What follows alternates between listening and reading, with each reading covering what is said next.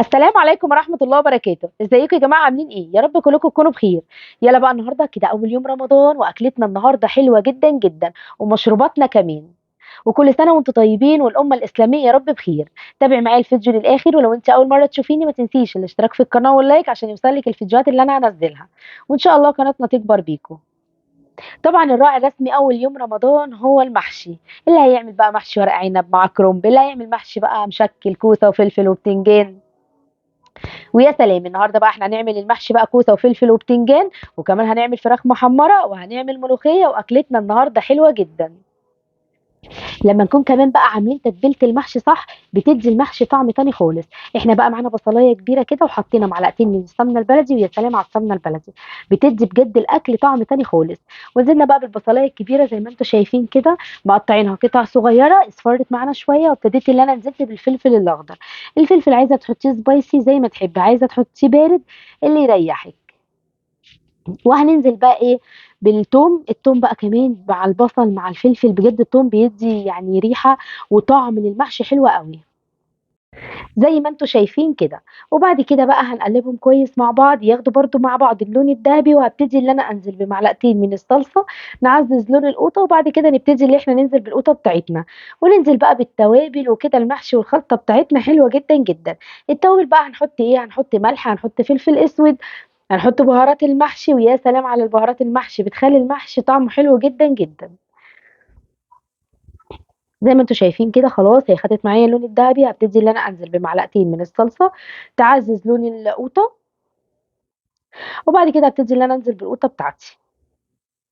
وان شاء الله نعمل مع بعض كل يوم فيديو في رمضان. بس ما تنسوش بقى اللايك والاشتراك في القناه وتفعلي زر الجرس عشان يوصلك اشعار بكل فيديو انا هنزله، ونعمل مع بعض احلى الاكلات واحلى الوصفات. خلاص احنا نزلنا معلقتين من الصلصه وابتدينا ان احنا نزلنا بالقوطه، وهنبتدي بقى ان احنا ننزل بالتوابل.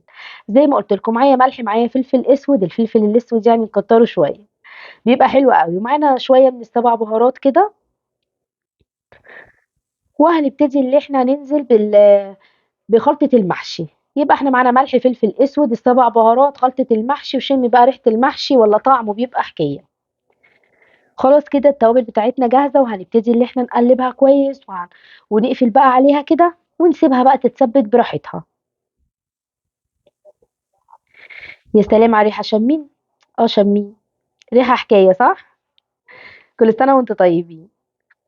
ويا سلام بقى لو نزلتِ كمان بمكعب مرقة بقى كده، بيدّي برضه خلط طعم للمحشي حلو أوي، أوي.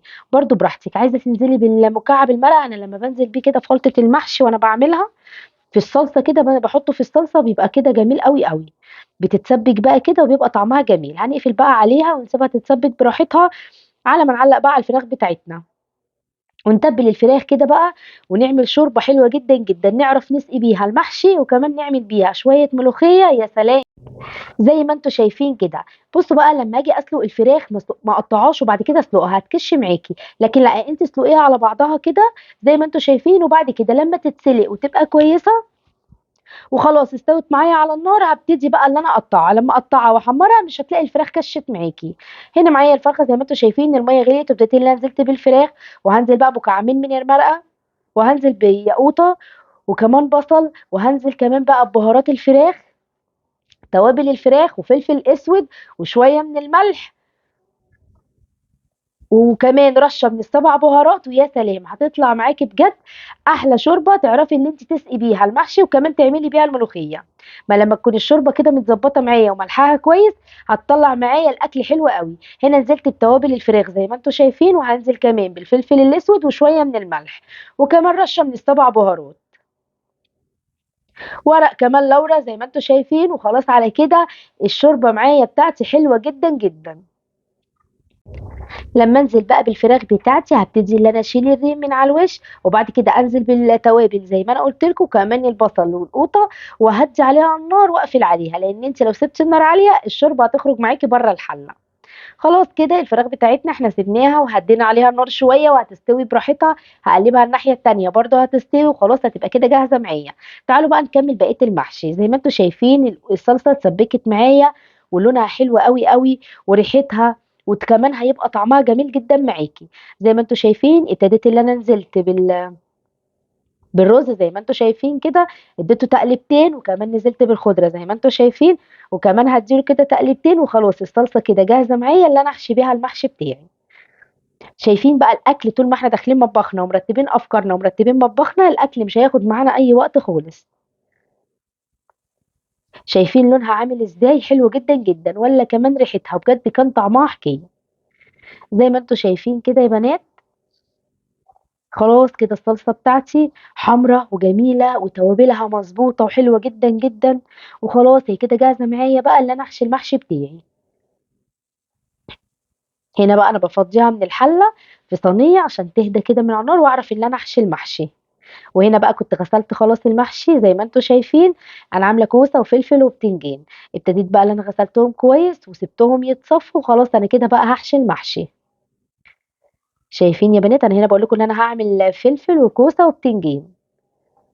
خلاص هاحشيهم كلّهم في الحلة دي، هاعمل الحلة بنفس الطريقة دي وأنا كنت عاملاها معاكم قبل كده على القناة، زي ما أنتم شايفين كده وهابتدي إن أنا أحشي المحشي وأرص كلّه بقى كده بنفس الطريقة، مش هانيّمه في الحلة تمام؟ شايفين بقى كده يا بنات أنا هاحشيه كلّه بنفس الطريقة دي وهابتدي اللي أنا بقى ما انيّمهوش في الحلة، تمام؟ وهيبقى حلو جدًا، جدًا، وطبعًا ما املاش الصباع أوي، ما املاهوش للآخر، يعني ما اكبسوش للآخر تمام؟ لإن هو بيزيد. وخلاص على كده هيبقى جاهز معايا وحلو جدًا، جدًا، وعملنا مشروباتنا. أنا النهارده بقى عملت بلح بلبن وجوافة بلبن وكمان عملت تمر. هو التمر لازم كل يوم يبقى معانا على الفطار، لكن بعد كده بقى أي حاجة تانية مش مشكلة، لو دوم بلبن، بلح بلبن، جوافة بلبن، أي حاجة جنبه، بس لازم التمر ده أساسي معايا. أنتم بقى مشروباتكم إيه الأساسية في رمضان؟ يا ريت تكتبوا لي في التعليقات، أنا بافرح بجد بتعليقاتكم جدًا. هنا حشيت بقى الكوسة والفلفل والبتنجان زي ما أنتم شايفين، وهارصه بقى أعمل الحلة زي ما أنتم شايفين كده، وابتدي بقى اللي أنا إيه أرص المحشي بتاعي، وخلاص كده هو كمان المحشي جاهز، يكون كمان الفراخ استوت معايا وطلعت لي الشوربة حلوة كده وحلو جدًا، جدًا، هاسقيه بقى بالشوربة وأنا كمان متبلة الشوربة ومملحاها حلو أوي، أوي. شايفين أنا بُصّوا بقى يا جماعة أنا بجد باحب الأكل سخن جدًا، يعني أنا إيه باعمل الأكل وممكن أجهّزه وكل حاجة، بس لازم أسويه قبل المغرب، يعني إيه يكون المغرب بيقول الله أكبر والأكل خلاص مستوي معايا وحلو جدًا على النار، مش اللي هو يبرد لأ، يكون سخن وحلو أوي، أوي. فأنتِ تضبطي كده ميعادِك عشان لمّا ييجي الأكل كده المغرب يأذن وكل سنة وأنتم طيبين، ونبتدي بقى اللي إحنا نفطر ناكل كده الأكل بتاعنا سخن. مين بيحب بقى الأكل سخن كده وبيبقى جميل ولسه نازل من على النار؟ طبعًا بيبقى طعمه مختلف. زي ما أنتم شايفين بقى كده، ابتديت بقى اللي أنا جبت الكوبايات وهابتدي اللي أنا أحط فيها البلح، زي ما قُلت لكم أنا عملت بلح بلبن. أنا باحب نوع البلح ده جدًا، باجيبه باقطّعه كده نُصّين زي ما أنتم شايفين، وباشيل من النُص البذرة، وبابتدي إن أنا أغلي لبن وأسيبه يهدى شوية وبعد كده باحطه في الكوبايات. لو عايزة بقى تضربيه في الخلاط ما فيش أي مشكلة، برضه هتقطّعي البلح بنفس الطريقة وتسيبي اللبن يغلي، تسيبيه يهدى شوية وهتبتدي إن أنتِ تضربيهم في الخلاط. بس أنا ما باحبوش كده، إحنا بنحب ناكله كده بلح بلبن كده بيبقى حلو أوي، أوي، ما بنحبوش مضروب في الخلاط. وهاعمل كمان جوافة بلبن وهاعمل بقى تمر وأكلنا مضبوط وحلو جدًا، جدًا. هنا المحشي بقى زي ما أنتم شايفين سقيته وخلاص كمان استوى معايا وهاوطّي عليه بقى النار واسيبه براحته، أكون حمّرت الفراخ وكمان عملت الملوخية. أكلتنا خلصت معانا بسرعة وسهولة وما خدتش معانا أي وقت خالص. هنا بقى يا بنات ابتديت اللي أنا حطيت الفراخ تتحمّر وخلاص المحشي جاهز معايا وكمان مشروباتنا عملتها وجاهزة معايا. والفراخ هنا بقى تاخد معايا اللون الدهبي، هابتدي اللي أنا أقلبها الناحية التانية كمان تاخد معايا اللون الدهبي، وخلاص حتى الفراخ بتاعتنا جاهزة معانا وحلوة جدًا، جدًا. والمحشي زي ما أنتم شايفين هنعلّي عليه النار وأول ما يبتدي خلاص يتشرّب ويبقى حلو جدًا، جدًا، هابتدي اللي أنا أوطّي عليه النار، وخلاص المحشي كمان جاهز معايا. هاعمل بقى الملوخية، زي ما أنتم شايفين كده يا بنات وخلاص بقى أكلتنا النهارده حلوة جدًا، جدًا، وبسيطة وما خدتش معايا أي وقت خالص. وكل سنة وأنتم طيبين والأمة الإسلامية يا رب بخير، وإن شاء الله نعمل مع بعض أحلى الأكلات وأحلى الوصفات. بس ما تنسينيش بقى في كومنت حلو منِّك ولايك وتشتركي في القناة وتفعلي زر الجرس عشان يوصلِك إشعار بكل فيديو أنا هانزّله.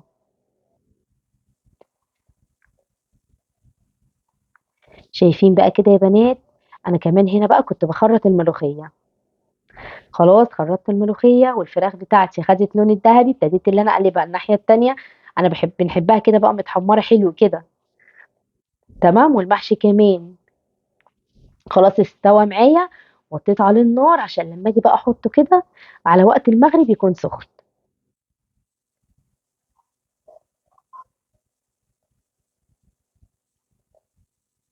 هنا بقى معايا توم ضرباه في الكبة مع شوية كده من الكزبرة، ابتديت نزلت بيهم بمعلقة في الشوربة، وهابتدي اللي أنا أنزل بالملوخية بتاعتي، أضربهم كويس جدًا، جدًا بالمضرب وخلاص حاطة الملوخية كمان جاهزة معايا، وآخد بقية التوم مع الكزبرة أحمّرهم كده بقى في معلقتين من السمنة البلدي، ويا سلام هتشمي أحلى ريحة للطشة، هتبقى حلوة جدًا، جدًا معاكِ. شايفين بقى الملوخية خضرا إزاي وحلوة جدًا؟ والفراخ بتاعتي كمان حمّرتها ورشّيت كده على وشّها بقدونس، وعملت كمان المشروبات بتاعتنا زي ما أنتم شايفين، وخلاص المحشي جاهز معايا ووطّيت عليه، وكده خلاص بقى المغرب أول ما يأذّن يقول الله أكبر خلاص بيبقى أكلي كلّه جاهز ومحطوط كمان، ومحطوط بنحطه وهو سخن، بيبقى حلو أوي، أوي.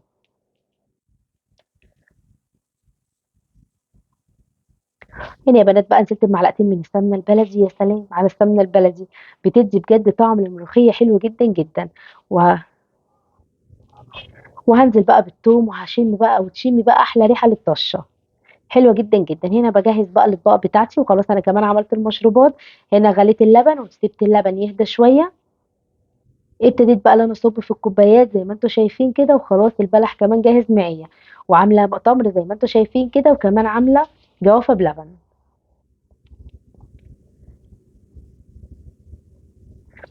باحب بقى أحضّر كده حاجتي وأحضّر كل حاجة بحيث إن لو أول ما الأذان يقول الله أكبر خلاص بتبقى حاجتي كده كلّها جاهزة.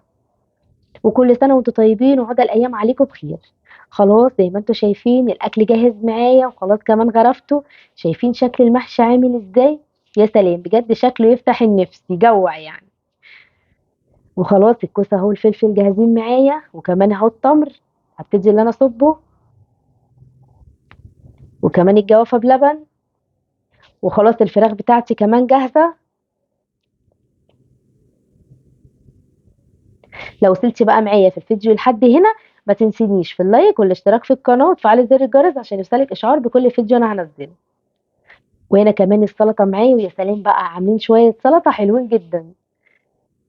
عملنا المحشي زي ما أنتم شايفين وما خدش معانا أي وقت خالص، كمان حمّرنا الفراخ وهنا كمان هاحط الملوخية، وكمان عملنا كام طبق كده سلطة حلوين جدًا، وخلاص مشروباتنا جاهزة وأكلتنا النهارده حلوة جدًا، استنوني بقى في فيديوهات كتير في رمضان. شايفين الملوخية يا بنات حلوة إزاي؟ لمّا بتضربيها كده بقى مع الكزبرة وتحطي معلقة منها في الشوربة معلقة من التوم مع الكزبرة في الشوربة وتقلبيهم كده قبل ما تنزلي بالملوخية بتدّي الملوخية طعم تاني خالص. خلاص أنا هنا كمان باغرف بقى يا بنات الملوخية، وخلاص أكلتنا جاهزة، وكل سنة وأنتم طيبين والأمة الإسلامية يا رب بخير، وإن شاء الله نعمل مع بعض أكلات تانية كتير، ونعمل مع بعض أحلى الأكلات وأحلى الوصفات.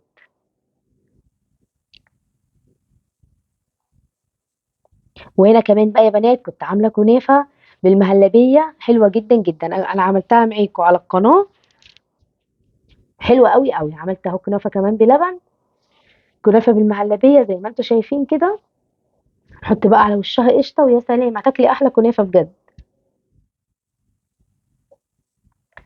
فراخ والمحشي والبلح باللبن والتمر،